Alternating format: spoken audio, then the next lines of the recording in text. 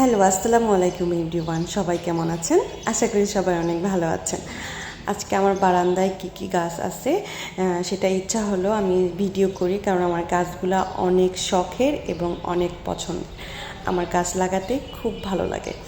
ভালো লাগে বলতে, আমার গাছ মনে হয় একটা মানুষের অনেক ধরনের শখ থাকে, গাছ লাগানোটা আমার কাছে শখ। আমার বারান্দায় স্ট্রবেরি গাছ আছে, আমি সেখান থেকে 3 থেকে 4টা চারা বের করছি। এই যে আমি স্ট্রবেরি গাছের যখন চারা দিচ্ছিলাম সেটা একটা ছোট্ট ভিডিও করেছি। এই যে একটি করলা গাছ লাগাইছি। এর আগে আমি এখানে সিম গাছ লাগাইছিলাম। সিম প্রায় 3 দিন আমি সিম পেরেছিলাম এখান থেকে। এই যে আমার এখানে বেগুন গাছ, তারপরে হচ্ছে ঝাল গাছ, তারপরে গোলাপ গাছ, বেগুন গাছ লাগাইছি প্রায় 1 মাস হয়েছে।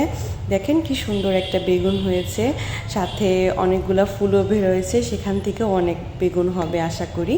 এই যে আমি এখানে লাল শাক লাগিয়েছিলাম, লাল শাকগুলো একটু বড় হয়েছে, আর কয়েকদিন পর ছিঁড়ে ফেলবো। আমি বড় রকমের দুইটা, একটা হচ্ছে ছোট ছোট গোলাপ হয়, এটা হচ্ছে ম্যাজেন্টা কালার, আর একটা গোলাপ গাছ নিয়েছি হচ্ছে অরেঞ্জ কালার। এই যে অনেক ধরনের এই গাছটা ইনডোর প্লান্ট করার জন্য লাগাইছি। গাছটা যখন আরেকটু বড় হবে তখন এই গাছটা আমি ঘরে রাখবো।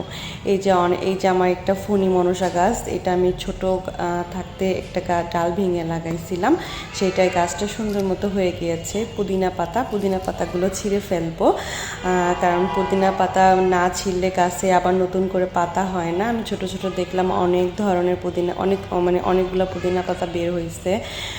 এই যে আমার একটা সুন্দর একটা কর্নার, এই গাছগুলা যখন আরেকটু বড় হবে তখন সুন্দর সুন্দর টবে আমি এইগুলা ঘরে রাখবো, তাই গাছগুলা বাইরে লাগাইছি জাস্ট রোদ আলো বাতাস পেয়ে গাছগুলা যাতে বাড়ে।